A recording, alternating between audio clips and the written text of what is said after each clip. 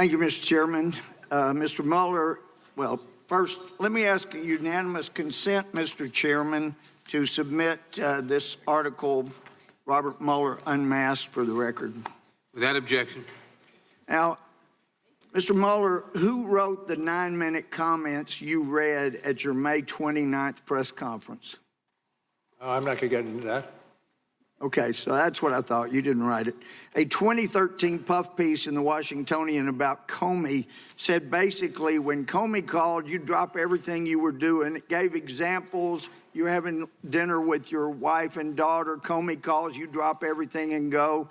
The article quoted Comey as saying, if a train were coming down the track, and I quote, at least Bob Mueller will be standing on the tracks with me. Yeah. You and James Comey have been good friends or were good friends for many years, correct?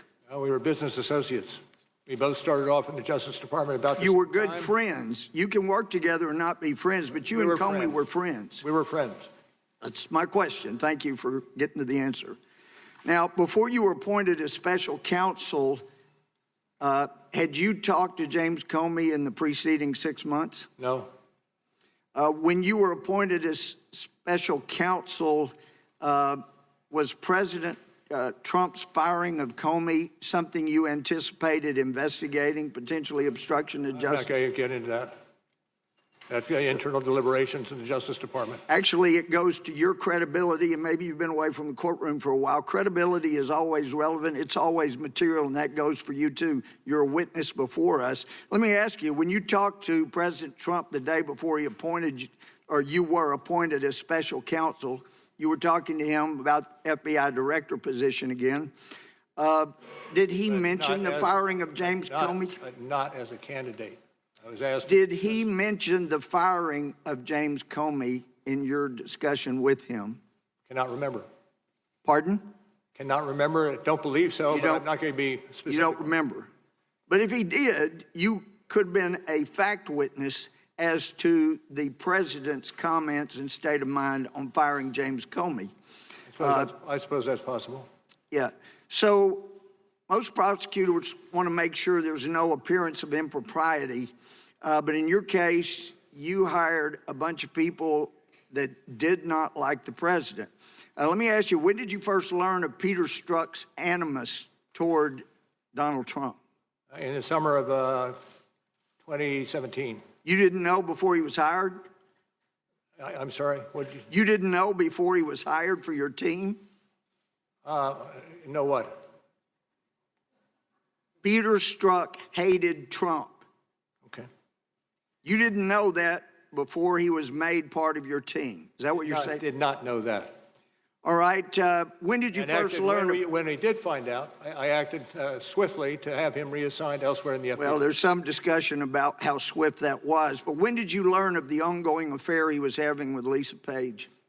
About the same time I learned from Strzok. Did you ever order anybody to investigate the deletion of all of their texts off of their government phones?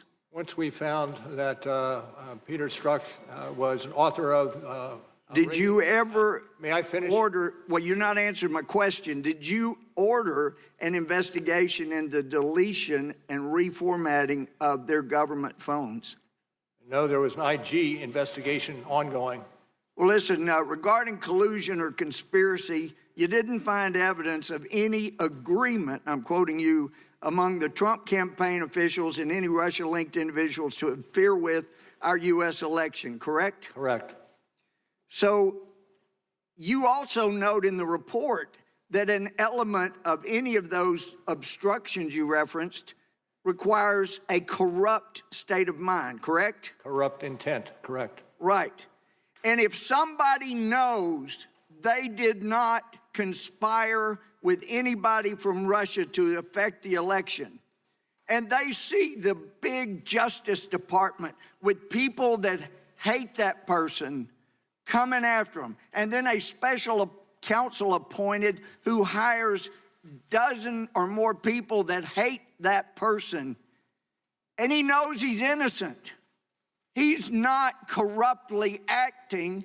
in order to see that justice is done. What he's doing is not obstructing justice. He is pursuing justice. And the fact that you ran it out 2 years means you perpetuated injustice. I take your Gentleman's question. time has expired. The witness may answer the question.